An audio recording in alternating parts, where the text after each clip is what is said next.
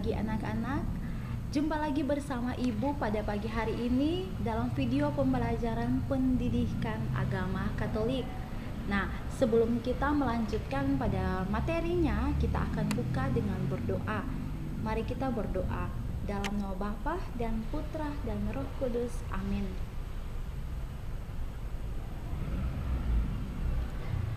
Nah, anak-anak, hari ini Ibu melanjutkan video pembelajaran tema 2 Yesus Kristus dengan materi Nabi Amos Pejuang Keadilan. Nah, pada pelajaran hari ini mengenai Nabi Amos Pejuang Keadilan, kita mempunyai beberapa tujuan pembelajaran. Nah, yang pertama, menceritakan secara singkat kisah Nabi Amos dalam kitab Amos pasal 4 ayat 1 sampai 5, dilanjutkan pasal 5 ayat 1 sampai 6. Kedua, mengungkapkan karya keselamatan Allah dalam kisah Nabi Amos. Ketiga, mengungkapkan bagaimana perwujudan pesan-pesan Nabi Amos pada kehidupan peserta didik. Keempat, membedahkan perbuatan-perbuatan yang adil dan tidak adil. Nah, ini 4 poin yang menjadi acuan bagi kita dalam pembelajaran hari ini mengenai Nabi Amos Pejuang Keadilan. Nah, anak-anak, pada pertemuan-pertemuan sebelumnya seperti Nabi Elia dan juga Nabi Yesaya, hari ini kita belajar mengenai Nabi Amos.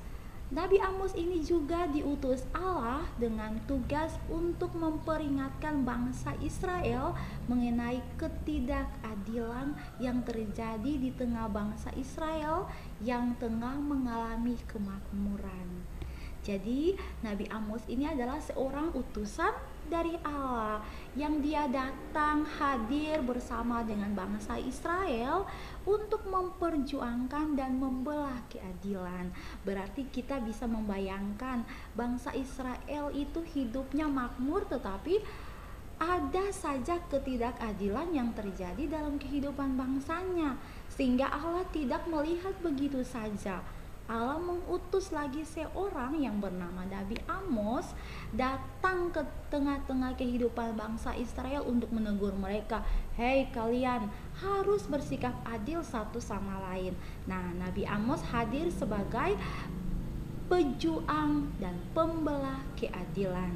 Nah, keadilan yang diperjuangkan Nabi Amos ini berdasarkan perjanjian yang dibuat oleh Allah dan juga bangsa Israel.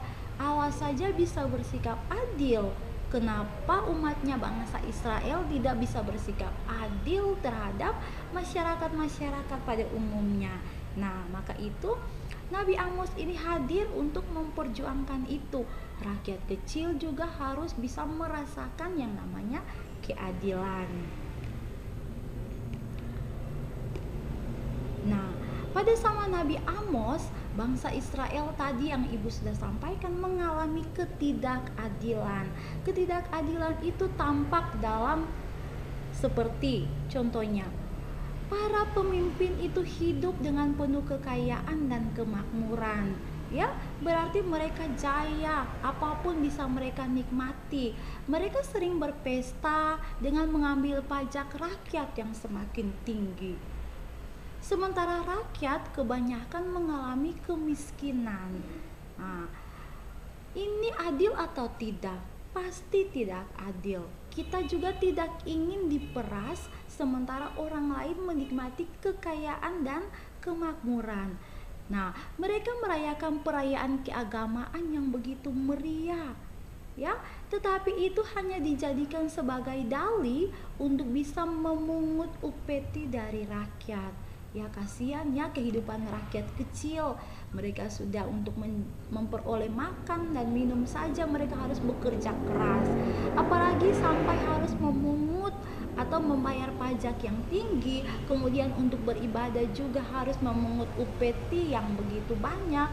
Ya, kasihan kehidupan masyarakat yang kecil. Nah, inilah contoh-contoh ketidakadilan yang terjadi dalam kehidupan bangsa Israel pada zaman Nabi Amos. Nah, Ketidakadilan ini pun ibu mau ceritakan dalam sebuah cerita pendek yang berjudul Burung Berkepala Dua. Nah, anak-anak mungkin sudah pernah dengar ya salah satu cerita pendek yang berjudul Burung Berkepala Dua. Ataukah kalau kita membayangkan, ada tidak ya burung itu berkepala dua?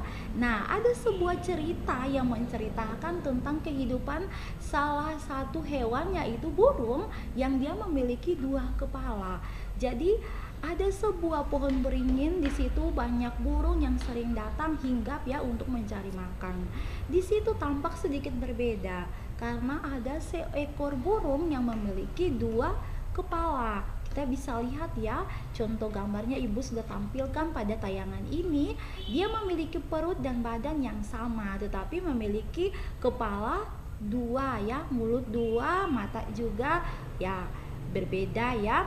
Nah, suatu ketika burung ini melihat sebuah buah yang enak atau lezat. Kemudian karena itu kepala burung pertama yang lihat, dia bilang, aduh enak sekali ya, baru kali ini aku menemukan buah selezat ini. Nah, lantas kepala yang kedua bilang, aku juga ingin mencobanya. Mereka beradu mulut untuk bisa memperoleh buah tersebut, padahal mereka tidak berpikir bahwa jika satu orang bisa memakannya, maka keduanya akan merasa kenyang.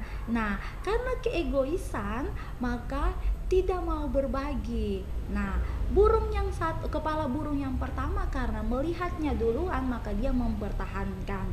Akhirnya burung yang kepala yang kedua merasa iri, kenapa saya tidak.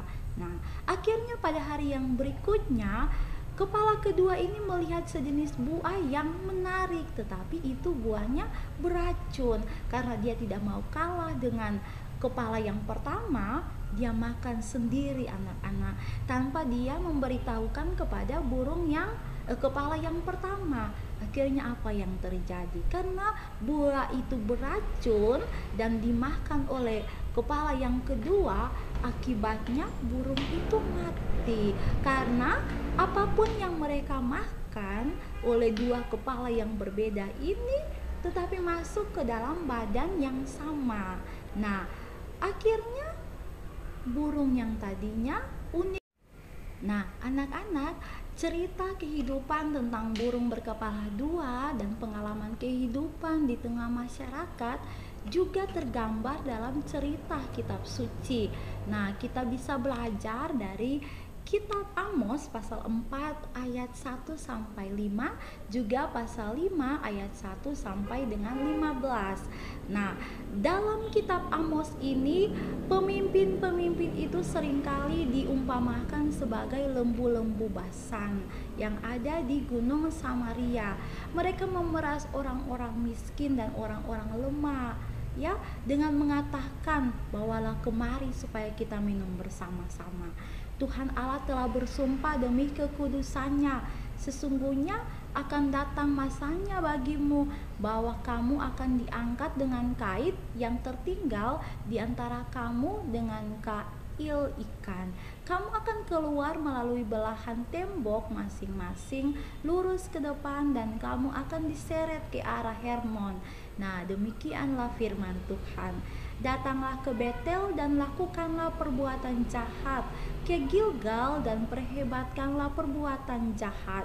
Bawalah korban sembelihanmu pada waktu pagi dan persembahkanlah persepuluhanmu pada hari yang ketiga. Bakarlah korban syukur dari roti yang beragi dan maklumkanlah persembahan-persembahan dengan sukarela. Siarkanlah itu, sebab bukanlah yang demikian kamu suka, hai orang-orang Israel. Demikianlah firman Tuhan Allah. Nah, dalam bacaan dalam kitab Amos ini merupakan sebuah teguran ya bagi umat Israel. Nah, mari berdasarkan bacaan ini, ayo coba kita berdiskusi sebentar ya. Nah, coba kita berdiskusi, bisa diskusikan dengan siapa saja yang ada di samping. Nah, bagaimana situasi kehidupan bangsa Israel yang digambarkan oleh Nabi Amos tersebut? Nah, mengapa rakyat mengalami kemiskinan? Apa nasihat Amos agar masyarakat tidak binasa? nilai-nilai apa yang dapat dipetik untuk menanggapi masalah kemiskinan. Nah, coba kita diskusikan ya berdasarkan pertanyaan-pertanyaan ini sebentar setelah pelajaran ini. Ayo teman, bantu saya ya untuk kita kembali membahas kehidupan bangsa Israel yang digambarkan dalam kitab Amos. Nah, anak-anak, para pemimpin bangsa Israel digambarkan seperti lembu basan yang gemuk, yang suka memeras orang lemah dan menginjak orang miskin. Para pemimpin memberikan persembahan dan kurban yang dipungut dari rakyat untuk kepentingan diri sendiri. Nah, ini ya yang digambarkan dalam kitab Amos tadi. Ya, kitab Amos kemudian mulai menceritakan apa yang dilihat oleh Nabi Amos. Ya, pemimpin bangsa seperti lembu yang besar, yang gemuk, kemudian bangsanya yang kecil, yang lemah itu diumpamakan sebagai lembu yang kurus. Ya, mereka sering memberi persembahan dan kurban dari uang milik rakyat, sementara mereka memberinya sedikit saja. Rakyat mengalami kemiskinan karena diperas dan diinjak-injak oleh para pemimpin bangsanya. Mereka dikelabuhi dengan perayaan keagamaan. Ayo kita beribadah yang meriah, namun datang ya dengan uang persembahan yang besar contohnya. Ini mereka dikelabuhi oleh para pemimpinnya supaya mereka bisa mengikuti perayaan keagamaan. Tetapi mereka tidak menyadari bahwa pemimpin-pemimpin mereka sedang merencanakan sesuatu yang tidak adil kepada mereka. Nah, anak-anak, Tuhan tega tidak melihat kondisi rakyatnya atau masyarakat Israel yang seperti begitu. Tidak tega. Ya, Tuhan tidak tega melihat rakyatnya diperas dan diinjak. Tuhan mengangkat para lalim seperti kail ikan sehingga yang tersisa tinggal sedikit. Nah, bangsa Israel mencari Tuhan agar tetap hidup serta para pemimpin agar berbuat adil. Ya, tadi diungkapkan seperti kail ikan ya. Tuhan mengangkat para lalim itu seperti kail ikan supaya yang tersisa tinggallah sedikit. Sedikit itulah yang merupakan bangsa terpilih, orang-orang yang hidup dengan keadilan. Nah, anak-anak, agar para pemimpin masyarakat serta umat Kristiani memperhatikan kaum lemah, miskin, tidak memeras dan tidak menginjak-injak, umat Israel diharapkan agar bisa mencari Tuhan sehingga tetap hidup. Yang dimaksudkan mencari Tuhan yaitu mencintai dan membantu orang-orang yang lemah dan miskin, sehingga di dalam masyarakat terdapat keadilan. Nah, inilah yang diharapkan atau diperjuangkan oleh Nabi Amos, menyadarkan para pemimpin juga masyarakat dan juga umat Kristiani agar bisa memperhatikan kaum lemah dan miskin. Nah, ini yang merupakan tujuan pembelajaran kita, bagaimana kita bisa mempelajari sikap adil dan tidak adil berdasarkan pengalaman hidup yang dialami oleh masyarakat bangsa Israel. Nah, untuk menutup kita nanti, ayo ya kerjakan tugasnya, bisa menulis untuk menjawab pertanyaan-pertanyaan berikut ini. Sejauh manakah saya telah memperhatikan orang-orang miskin? Sejauh manakah saya telah berbuat adil kepada teman? Nah, atau tidak merugikan teman?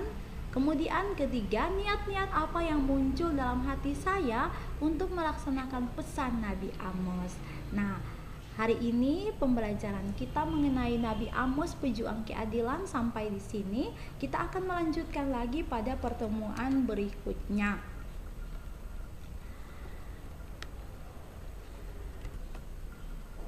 Oke, mari kita tutup pembelajaran kita pada hari ini dengan berdoa. Dalam nama Bapa dan Putra dan Roh Kudus. Amin. Oke, selamat pagi anak-anak.